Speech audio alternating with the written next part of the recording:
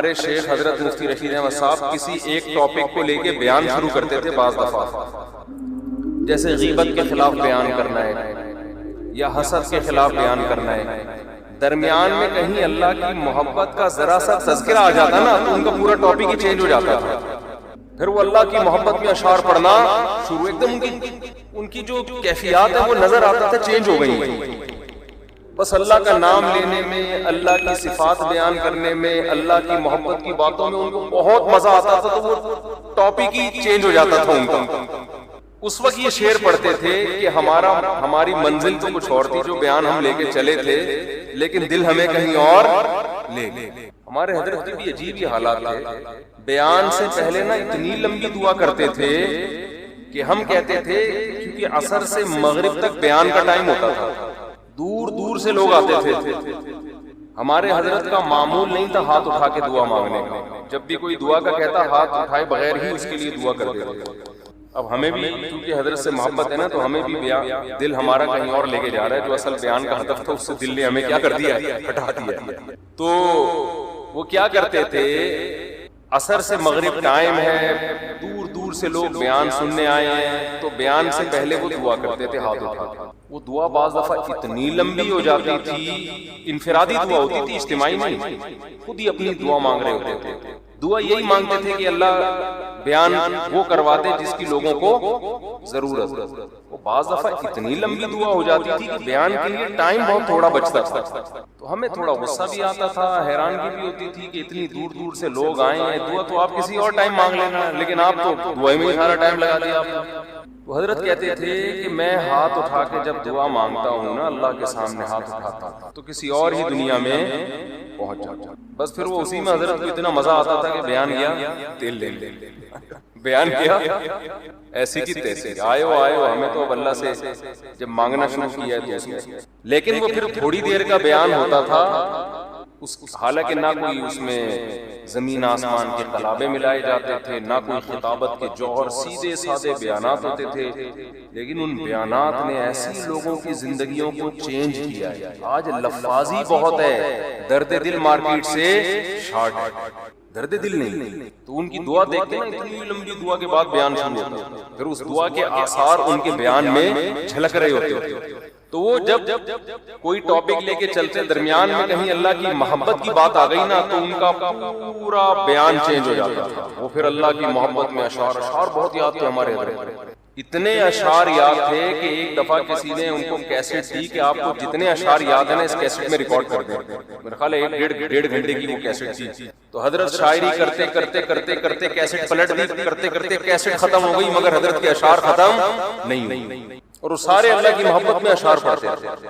تو اس وقت حضرت یہ شعر پڑھا کرتے تھے کہ جب اللہ کی محبت پہ بات شروع ہو جاتی تھی نا، پھر کہتے تھے کہ کچھ نہ رستے کا پتہ ہم کو نہ منزل کی خبر، یعنی بیان میں تو اب ہمارا منزل پتہ ہی نہیں، ہم کیا ٹاپک لے کے چلے تھے، جا رہے ہیں جس طرف ہم کو لیے جاتا ہے دل، اب تو دل نے ہم سے جو کہلوا دیا اب تو ہم وہی کہیں گے، لیکن وہ تو اللہ کی محبت میں تھا نا، وہ تو وہاں تو ٹاپک سے ہٹ جانا ہی ٹاپک تھا۔ حضرت مفتی تقی عثمانی صاحب دامت برکاتہم کا شعر ہے نا کہ یہاں تو عین منزل ہے، وہ کیا ہے یار، تھکن سے چور ہو جانا، اللہ کی محبت کی جو راستہ ہے نا، اللہ کی محبت میں آپ جو راستہ طے کرتے ہو اللہ کو پار کرنے کے لیے، اللہ کو پانے کے لیے، اللہ کو حاصل کرنے کے لیے آپ جو راستہ طے کرتے ہو نا، اس طے کرنے میں تھک جانا یہی منزل ہے عاشق کے لیے۔ دیکھو آپ جب کسی ہدف پہ چلتے ہو، راستے میں تھک گیا تو منزل تک پہنچنا مشکل ہو گیا نا، تو وہ آپ کا سفر کیا ہو گیا، ضائع۔ لیکن حضرت مفتی تقی عثمانی صاحب رحمہ اللہ نے بڑا پیارا شعر کہا کہ اللہ کی راہ میں اللہ کو پانے کے لیے تھک جانا ہی منزل ہے، اللہ یہی چاہتے ہیں کہ تھک جاؤ بس تم، اس تھکاوٹ سے ہی میں ملوں گا، کیا کریں ذوق ہی نہیں۔ ابھی میں کرکٹ کی باتیں شروع کر دوں، ابھی میں عمران خان پہ وہ سیاسی تبصرے شروع کر دوں, شادیوں کی باتیں شروع کر دوں, بہت مزہ آئے گا. اچھا, جس کی زیادہ شادیاں ہوتی ہیں نا اس کو اللہ کی محبت کی باتیں بہت جلدی سمجھ میں آتی ہیں, کیونکہ دکھی دل ہوتا ہے نا, ٹوٹا ہوا دل, اجڑا ہوا. وہ کہتے ہیں مجھ سے اللہ کی محبت ہی کی باتیں کیا کرو, عورتوں کی باتیں مجھ سے, یہ کنواروں کے شوق ہے کہ اللہ کی محبت کی وجہ خواتین کی باتیں کریں, شادیوں کی. لیکن جب ہو جاتی ہے نا 2-3 تو پھر آدمی کہتا ہے یار اللہ کی محبت کی باتوں میں اللہ نے بڑا مزہ رکھا ہے. یہ بھی ایک فائدہ ہے.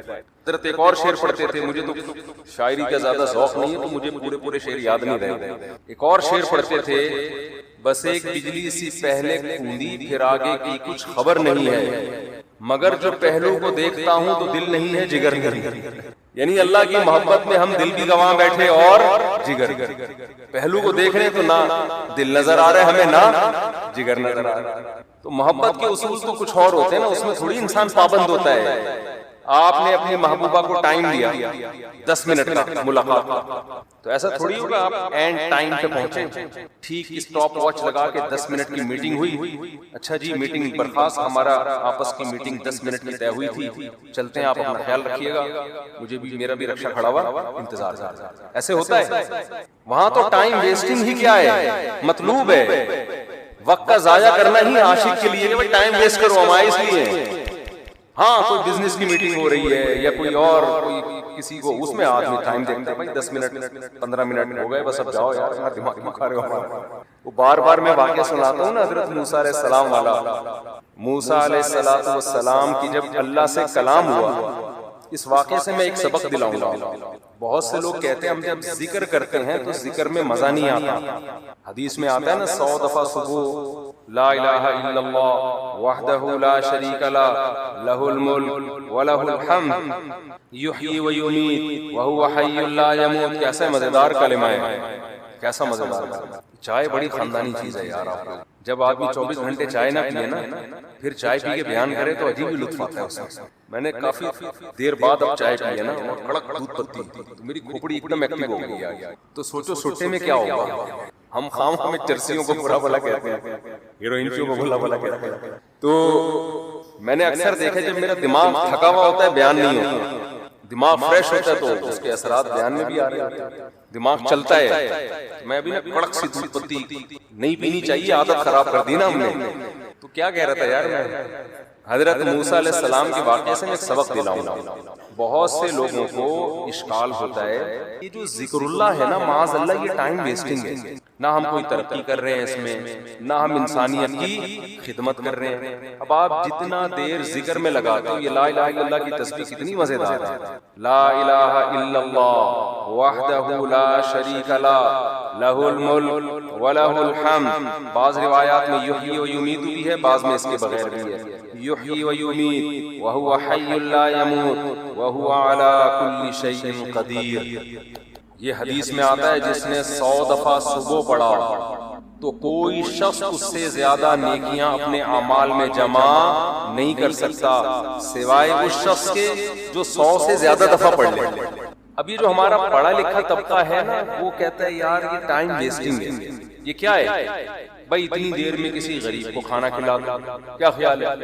آپ نے دیکھا ہوگا نا کچھ لوگ مسجد میں بیٹھے ہوتے ہیں, لا الہ الا اللہ لا الہ الا اللہ ذکر کر رہے ہوتے ہیں. یہ جو ہمارا لبرل طبقہ ان کو بے وقوف سمجھتا ہے کہ یار اتنی دیر میں بزنس کر لیتے, اتنی دیر میں کچھ اور کر لیتے, کسی غریب کو کھانا کھلا دیتے, یہ کر لیتے وہ کر لیتے. اس کی اپنی فضیلت ہے, اس کی فضیلت کا انکار نہیں ہے, اس کی اپنی فضیلت.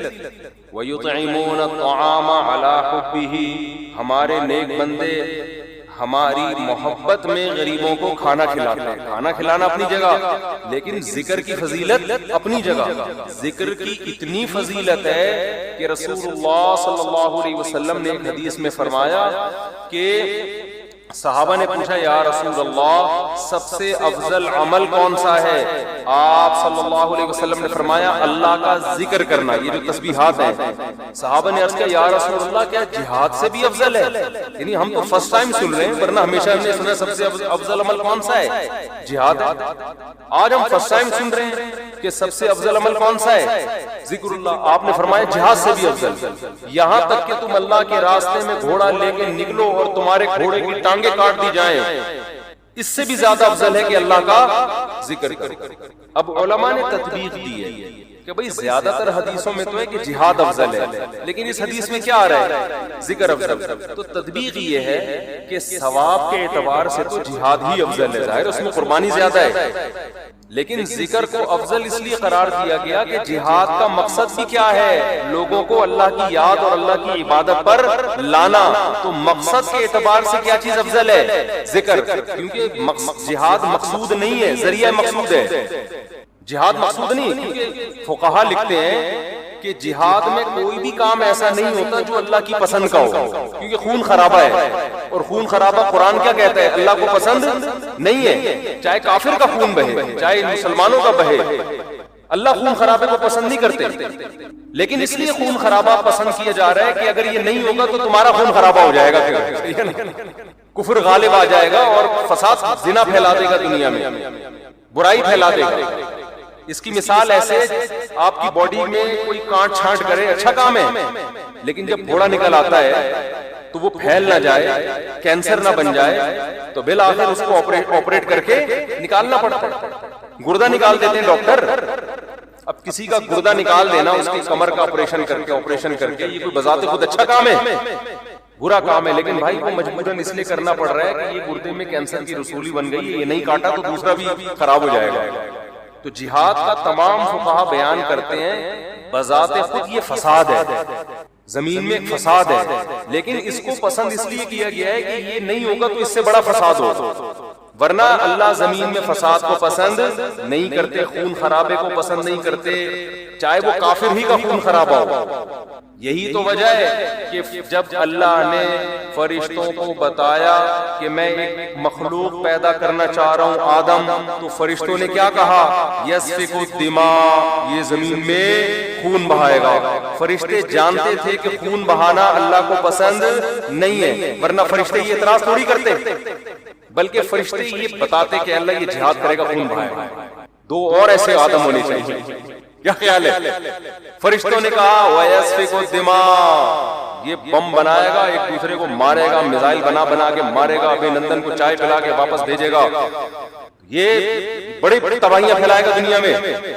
تو اللہ میاں نے اس کا فرشتوں کا جواب نہیں دیا کہ اچھا ہے نا خون بہائے گا، صحیح ہے نا، نہ یہ نہیں کہا۔ اللہ نے کہا اعلم ما لا تعلمون، ٹھیک ہے تم نے اس کی ایک بیڈ کوالٹی بیان کی ہے کہ خون بہائے گا، لیکن اس کی کچھ اچھی گڈ کوالٹیز بھی ہیں وہ تم نہیں جانتے۔ تو اس سے صاف پتہ چلتا ہے اللہ زمین میں خون خرابے کو پسند نہیں کرتے، مجبوری ہے۔ تو اس لیے نبی نے ذکر کو افضل قرار دیا کہ جہاد سے مقصد کیا ہے؟ اللہ کا نظام اور اللہ کی محبت لوگوں کے دلوں میں آئے، لوگ اللہ کو یاد کریں۔ تو مقصد کے اعتبار سے ذکر کی فضیلت ہے جہاد پر، ثواب کے اعتبار سے کس کی فضیلت ہے؟ جہاد کی فضیلت۔ ظاہر ہے وہ ذکر کرنے والے کا کیا جا رہا ہے، لیکن جہاد میں تو آپ کے خون بہتا ہے، آپ کا بہت بڑی قربانی دینی پڑتی ہے۔ تو اب میں عرض کر رہا تھا کہ ہمارا جو لبرل طبقہ ہے نا، جو خوش قسم کے لوگ ہوتے ہیں، بڑے آج کل براڈ مائنڈڈ بنے پھرتے ہیں، اسلام کے فلسفیانہ انداز سے آپ ان سے بڑی لمبی چوڑی تقریریں کروا لیں، لیکن اللہ کا ذکر نہیں کرتے، اور نہ کرنا تو چلو اتنا بڑا جرم نہیں ہے، جو ذکر کر رہا اس کو کیا سمجھتے ہیں؟ بے وقوف۔ کیا بھئی یہ فلاں بزرگ سے بیعت ہے، ان کی وہاں بیٹھا ہوتا ہے مسجد میں، صبح صبح انہوں نے بولا یہ اللہ اللہ کیا کرو تو بیٹھ کے اللہ اللہ کرتا، یا کسی حدیث میں پڑھ لیا یہ ذکر کرنا۔ اچھا، اپنے کاموں کو بنانے کے لیے وظیفے پڑھنے والے مارکیٹ میں بہت، آپ کہیں دیکھے ہو نا اللہ اللہ کر رہا ہے تو سمجھو اس کی شادی نہیں ہو رہی، کسی نے اس کو شادی کا وظیفہ بتایا۔ ایسے نیک مارکیٹ میں شارٹ ہیں جو اللہ اللہ کر رہے ہیں صرف اللہ کو یاد کرنے کے لیے، ایسے نیک مارکیٹ میں کیا ہے؟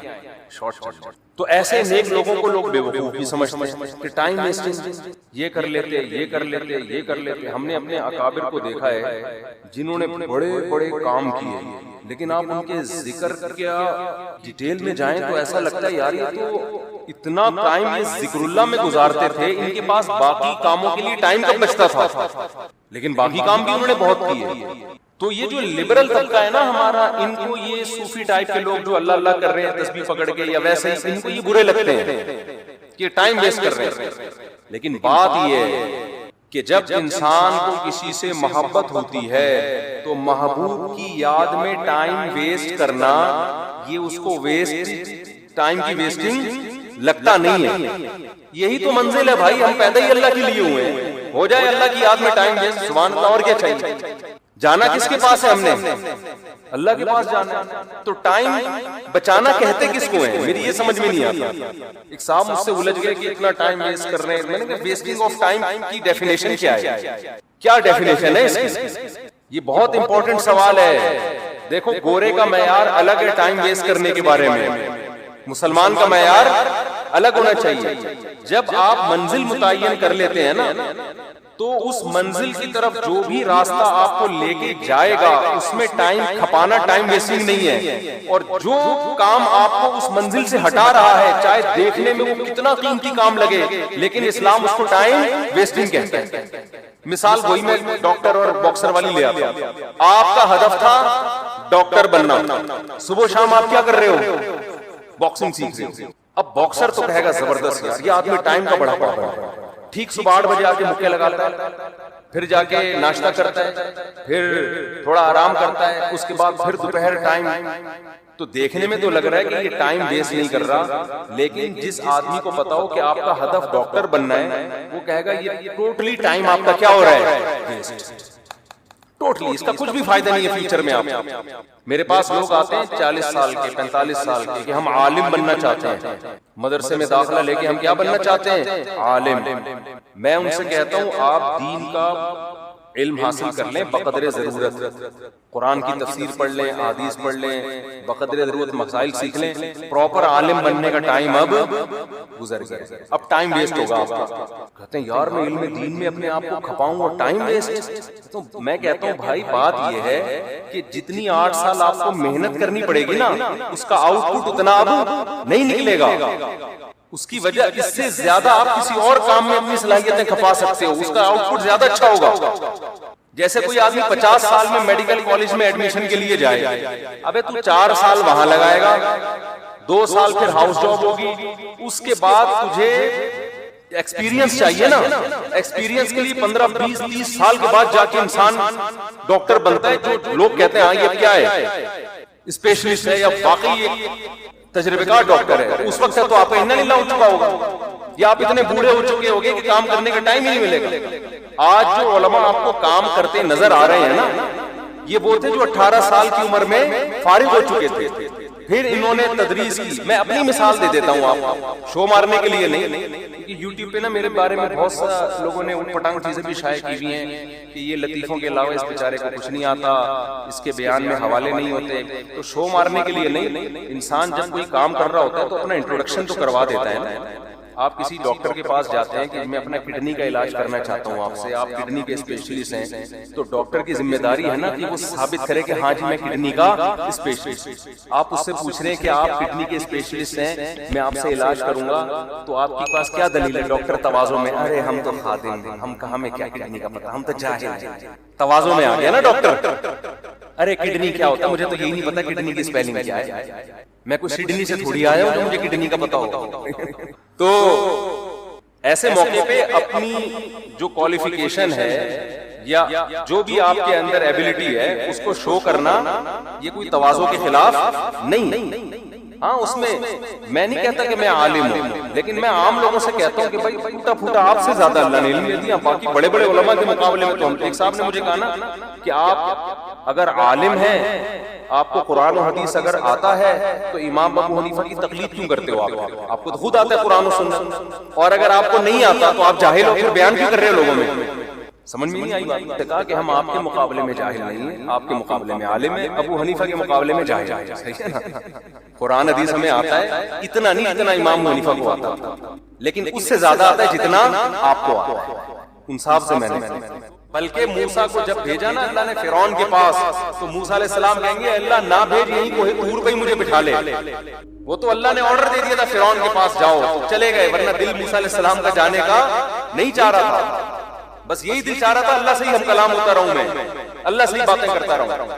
تو قال ہی عصایا، اب وہاں کوئی لبرل بیٹھا ہوا ہے، سائنٹسٹ بیٹھا ہوا ہے، تو موسیٰ علیہ السلام پر اعتراض کر، موسیٰ علیہ السلام کیا کہہ رہے ہیں، ہی عصایا، یہ میری لاٹھی ہے، اتوکأ علیہا، اس پہ میں ٹیکی لگاتا ہوں، واہش بہا علی غنمی، درختوں کے پتے جھاڑ کر اپنی بکریوں کو پتے بھی کھلاتا ہوں، ولی فیہا مآرب اخرى، اور اے اللہ بہت سارے اور بھی کام ہیں، پرمیشن دے تو پوری رپورٹ پیش کر دوں تیرے سامنے، سمجھتے ہو کہ نہیں سمجھتے؟ تو یہ ہے ذکر اللہ کا فلسفہ، اس لیے صبح و شام کچھ اللہ اللہ بھی ہمیں کرنا چاہیے، کوئی بات نہیں ٹائم ویسٹ ہو، دل لگے نہ لگے، لا الہ الا اللہ، کوئی عبادت کے لائق نہیں ہے سوائے اللہ کے، لہ الملک وحدہ لا شریک لہ، اکیلا ہے، اس کے ساتھ کوئی شریک نہیں ہے، لہ الملک، اسی کے لیے بادشاہی ہے، وَلَهُ الْحَمْدُ، قابل تعریف صرف وہی ذات ہے، یحیی، جس کو چاہتا ہے زندگی دیتا ہے، مردوں کے زندہ پیدا کر دیتا ہے نا، انڈے سے چوزا نکال دیتا ہے مردہ چیز کی، وَيُمِيتُ، جس کو چاہتا ہے موت دے دیتا ہے۔ مائیکل جیکسن نے پورا زور لگا دیا 100 سال زندہ رہنے کا، اللہ نے چاہا 50 سال کے بعد ڈاکٹروں کے پینل کے بیچ میں سویا ہے، صبح پولیس بھی اس کو نہیں اٹھا سکتی۔ اتنے بڑے بڑے تصرفات کس نے اپنے ہاتھ میں رکھے ہیں؟ اللہ نے۔ کتنے میڈیکل سائنس نے ترقی کر لی، پھر بھی ڈاکٹر بھی مر جاتے ہیں، اور کوئی ضروری نہیں کہ پوری عمر 50 سال میں مر جاتے ہیں، 40 سال میں مر جاتے ہیں۔ ایسے ایسے تصرف والا، جس کو چاہتا ہے زندگی دیتا ہے، جس کو چاہتا ہے موت دے، جب چاہتا ہے، وَهُوَ حَيٌّ لَا يَمُوتُ، خود زندہ رہتا ہے، لا يموت، اس پر کبھی موت نہیں آئے گی، وَهُوَ عَلَىٰ كُلِّ شَيْءٍ قَدِيرٌ۔ اے اللہ ایک ایک جملے میں کیا تیری تعریف کروں، بس کمپلیٹ یہ ہے کہ عَلَىٰ كُلِّ شَيْءٍ قَدِيرٌ، جو چاہتا ہے کر گزرتا ہے۔ کتنا مزیدار کلمہ ہے یہ، تو 100 دفعہ پڑھ لو۔ شیطان کیا کرے گا، یہاں دل نہیں لگ رہا، یہ بڑا بڑا پرابلم ہوتا ہے۔ شیطان کہتے تیرا دھیان نہیں بڑھ رہا، مزہ نہیں آ رہا، چھوڑ دو مزے کو یار۔ ہم نے بڑے بزرگوں سے سنا ہے کہ اگر اللہ کے ذکر میں دل نہ لگ رہا ہو نا تو ٹینشن نہ لیا کرو، یہ سوچا کرو زبان تو اللہ کو یاد کر رہی ہے نا، یہ بھی بہت بڑی فضیلت، زبان یاد کر رہی ہے کافی، دل بھی انشاءاللہ ایک نہ ایک دن لگ جائے، نہ بھی لگے تو عین منزل ہے، تھکن سے چور ہو جائے، کیا خیال ہے؟ نہ لگے دل۔ میں نے قصہ سنایا نا، ہمارے کلاس فیلو تھے مدرسے میں، کچھ جیسی نماز کے لیے کھڑے ہوتے نیند آ جاتی، وہ بےچارے بڑے بیزار کہ یار ویسے ٹھیک رہتا ہوں نماز کے لیے کھڑے ہوتے، سجدے میں جاتے ہیں اونیاں مار کے اٹھاتے تھے نماز میں، اٹھ جا بھائی اگلا سجدہ آنے والا ہے، بہت تنگ آ گئے۔ انہوں نے حضرت کو لکھ کے دی، حضرت نے کہا کہ کوئی بات نہیں یار، آپ جان کے تو نہیں سو رہے، اللہ کو یہی ادا پسند ہے، نیند آ رہی ہے، دل نہیں لگ رہا، پھر بھی کیا کر رہے ہیں، میرے حکم پر عمل۔ مزوں کی زندگی جنت میں، یہاں نماز میں مزہ آ جائے اچھی بات ہے، ذکر میں مزہ آ جائے تو زیادہ اچھی بات ہے، مزہ نہیں آ رہا کوئی بات نہیں، زبان سے کرتے رہو چاہے مزہ نہ بھی آئے، آخرت میں اللہ ذکر کی لذت انشاءاللہ دے دے گا۔ قرآن میں آتا ہے کہ جنتی اللہ کا ذکر کریں گے لذت حاصل کرنے کے لیے، کیونکہ وہاں تو ان کو وہ مزہ آئے گا جو موسیٰ علیہ السلام کو اللہ سے بات چیت میں مزہ آ رہا، تو جنتیوں کو اللہ کا نام لینے میں، جنت میں ذکر کا کوئی ثواب نہیں ہے، یہاں ثواب ہے، وہاں کوئی ثواب نہیں ہے، کیوں؟ وہاں جنتیوں کو مزہ اس کام میں آ رہا ہوگا، اللہ کو یاد کرنے میں، اللہ کی حمد و ثنا کرنے میں، تو اس لیے ذکر میں مزہ آئے نہ آئے کر لیا کرو، ہمت عادت ڈالو اس میں۔ تو خیر میں بات کو بس سمیٹ رہا ہوں 5 منٹ میں، تو میں یہ عرض کر رہا تھا کہ شیطان کیا کرتا ہے، آپ کو آپ کی منزل سے ہٹاتا ہے۔ ہماری منزل کیا ہے؟ جنت، تو ہم نے فوکس ان اعمال کو کرنا ہے جو ہمیں کہاں لے کے جاتے ہیں؟ جنت میں، اور وہ اعمال اللہ نے قرآن میں بیان کیے ہیں کہ زنا مت کرو، چوری مت کرو، سمجھ رہے ہو، جھوٹ مت بولو، پیسوں میں کرپشن، یہ ساری آیتیں میں پڑھوں گا نا تو بیان لمبا ہو جائے گا، ایک ایک چیز پر آیت ہے۔ وَيْلٌ لِّلْمُطَفِّفِينَ إِذَا اكْتَالُوا عَلَى النَّاسِ يَسْتَوْفُونَ، اپنا حق جب لینے کی باری آتی ہے پورا حق لیتے ہو، جب دینے کی باری آتی ہے ڈنڈی مارتے ہو، یہ کام مت کرو۔ اوفوا بالعہد، کسی سے ایگریمنٹ کرو تو معاہدوں کو پورا کرو۔ لا يحل لكم ان ترثوا النساء کرہا، عورت کا مال بولو نا مت کھاؤ، سمجھتے ہو؟ بہت ساری اس طرح کی، اس میں کسی کا اختلاف نہیں ہے، کوئی حنفی کا، شافعی کا، کوئی اہل حدیث کا، کوئی دیوبندی بریلوی، اس پہ سب متفق ہیں، لیکن ان چیزوں پہ بحث نہیں ہوتی۔ ہماری بحث شروع کہاں سے ہوتی ہے؟ ان موضوعات سے شروع ہوتی ہے جو قرآن نے بیان نہیں کیے۔ کیوں شروع ہوتی ہے؟ اپنی علمیت کو جھاڑنے کے لیے کہ مجھے یہ بھی آتا ہے، مجھے رفع الیدین کی حدیثوں کا سارا پتہ ہے، مجھے امام کے پیچھے فاتحہ والی حدیث حوالوں کے ساتھ یاد ہے، کوئی مولوی لے آؤ میرے سامنے جس کو پتہ ہو۔ یہاں سے شروع ہوتی ہے ہماری تقریر، سمجھ رہے ہو نا؟ ابے عوام کو اس کا کیا فائدہ؟ یہ تو صحابہ میں اختلافی مسئلہ تھا۔ ہمارے حضرت سے کسی نے فون کر کے پوچھا کہ وہ فلاں کہتے ہیں امام کے پیچھے فاتحہ اگر نہیں پڑھتے نماز نہیں ہوتی، تو حضرت کا اس پہ رسالہ اصل فتاوی میں عربی میں کہ امام کے پیچھے فاتحہ فقہ حنفی میں جائز نہیں ہے، اس کے دلائل عربی میں رسالہ ہے۔ تحقیق کتنی تھی، لیکن حضرت نے فون پہ وہ تحقیق نہیں جھاڑی۔ حضرت نے ان سے کہا کہ جو آپ کو اس بحث میں الجھا رہا ہے نا، کہہ رہا ہے امام کے پیچھے فاتحہ پڑھو گے نہیں پڑھو گے تو نماز نہیں ہوتی، اس سے کہو کہ کیا صحابہ میں بعض ایسے تھے جو فاتحہ پڑھنے کے قائل نہیں تھے؟ تو وہ یقیناً ایسے صحابہ تھے، تو کہا ان کی ہو جاتی تھی، جب ان کی ہو جاتی تھی ہماری بھی ہو جاتی تھی، ٹھیک ہے نا؟ مختصر جواب بھائی کوئی اور کام میں لگا اپنے آپ، کیونکہ حضرت اس کو رسالے میں الجھا دیتے، پھر وہاں سے جواب، پھر یہاں سے جواب، اور پھر وہ جب مرنے سے پہلے بہت بڑا امام کے پیچھے فاتحہ والے مسئلے میں پی ایچ ڈی کر کے جاتا اور ساری زندگی علماء کو برا بلا کہیں گے، ابے ان کو کیا پتا، یا تو اہل حدیث کی مخالفت میں زندگی کھپا دیتا یا حنفیوں کی مخالفت۔ صحابہ کرام میں فاتحہ پڑھنے والے بھی تھے اور نہیں پڑھنے والے بھی، لیکن ان بحثوں کو انہوں نے موضوع نہیں بنایا، جس کے پاس جو حدیث پہنچی عمل کر رہا ہے۔ انہوں نے موضوع کس کو بنایا؟ روم اور فارس، لڑنا ہے بھائی، جہاد کرنا ہے۔ سلطنت بڑی بڑی جو سلطنت ہزار سال سے اکھاڑ کے پھینک دیا، اکھاڑ کے وہاں جا کے اسلام قائم کیا، پھر کوئی زور سے آمین کہہ رہے، کوئی کیا کہہ رہے، آہستہ آمین، اگلے کی واٹ لگا دی، اگلے کی کیا لگا دی، ایسی کی بت پرستی ختم کر دی۔ محمود غزنوی نے سومنات کے مندر توڑ دیا نا، حنفی تھا محمود غزنوی، تو اس کو شافعیوں سے بھی کوئی مسئلہ نہیں تھا، کیونکہ ہندوستان میں کیرلا میں شافعی بھی بہت ہیں، انہوں نے بھی محمود غزنوی کا ساتھ دیا ہوگا۔ انہوں نے کہا بھائی بت پرستی کے سب خلاف ہیں، کوئی بات نہیں یار، فاتحہ پڑھ رہا ہے نہیں پڑھ رہا، یوں کر رہا ہے نہیں کر رہا، کر رہا تو اللہ کی عبادت ہے نا، اس سے کیا ہو جاتا ہے، یوں کر لیا یوں نہیں کیا۔ آپ نے ایسے ایشوز بنا دیے قوم میں، اور لوگ پھر انہی لوگوں کو بہت بڑا اسکالر سمجھ رہے ہیں، حالانکہ یہ اندر سے کیا ہوتے ہیں، کھوکھلے۔ جس کے پاس علم میں مضبوطی ہوگی وہ کبھی بھی ان مسائل میں قوم کو الجھانے کی کوشش نہیں کرے گا، اس کو پتہ ہے قرآن کے اصل موضوعات یہ ہے نہیں۔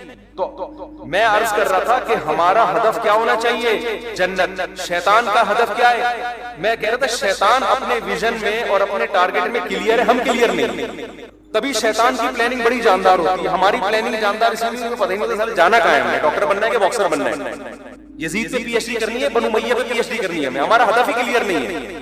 شیطان کا ہدف کلیئر، شیطان کہتا ہے کہ بنو امیہ پہ پی ایچ ڈی کر نہ کر، میں تجھے ان اعمال سے روکوں گا جو تجھے جنت میں لے جانے سے روکیں گے۔ کیوں کرتا ہے بس یہ بات اس لیے کرتا ہے کہ شیطان کو ہم سے بغض اس لیے ہے کہ اللہ نے شیطان کو جنت سے نکال دیا، اور آدم کو کہاں لے گیا اللہ؟ جنت۔ تو اس کا پڈا ہم سے بنو امیہ کا نہیں ہے، صحیح ہے نا؟